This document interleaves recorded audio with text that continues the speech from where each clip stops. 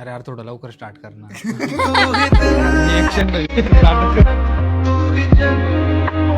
Carrying take Radhe भैया गए काम से. लाईफ विथ भूषणच्या 2 महिन्यानंतरच्या ब्लॉग मध्ये पुन्हा एकदा तुमचं स्वागत आहे. जसा कडक उन्हाळ्यामध्ये कधी पाऊस पडून जातो आणि आपण त्याला नंगा पाऊस म्हणतो, तशाच माझ्या ब्लॉगचं इथे अकाउंटला कधी पोस्ट होऊन जातात. लेकिन यार आज मेरा ब्लॉग कैसे अपलोड हो रहा है मुझे तो पता ही नहीं चला.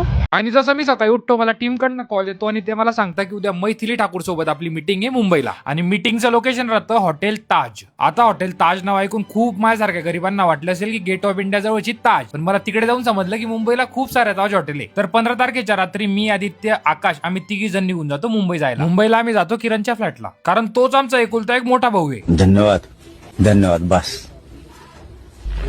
आमची जिरली. आणि जसं त्याच्या फ्लॅटच्या पार्किंगला मी बॅगा काढतो तेव्हा मला समजलं की आकाशने तर थोडी वेगळीच बॅग आणलेली आहे. औरत बनने का शौक है, औरत बनने का शौक. आणि रात्रभर गाडी चालवून आम्ही एकदम थकून गेलेलो राहतो, तर आम्ही एकमेकांचा सहारा बनतो आणि एकमेकांना मसाज देतो. अकेले अकेले मजे नहीं लेने दूंगा, मुझे भी चाहिए. मग संध्याकाळी 6 वाजता आम्ही निघून जातो इव्हेंटच्या ठिकाणी हॉटेल ताजला. जसं आम्ही तिकडे पोहोचतो लगेच त्यांची टीम आम्हाला घ्यायला येऊन जाते आणि टेबलवर ना काजू बदाम ठेवलेले राहतात. प्रत्येक क्रिएटरने ना पावशेर अर्धा किलो तर काजू बदाम 100% खाल्ले असतील तिथे. आणि आदित्य डायरी मध्ये लिहितो, मैथिली मी खूप डिप्रेशन मध्ये, मला शांतीची गरज आहे. माझा मित्र बोलला तर मला ही 100% तिला सांगावंच लागणार. मैथिली यार माझा मित्र डिप्रेशन मध्ये चालला गेला आहे.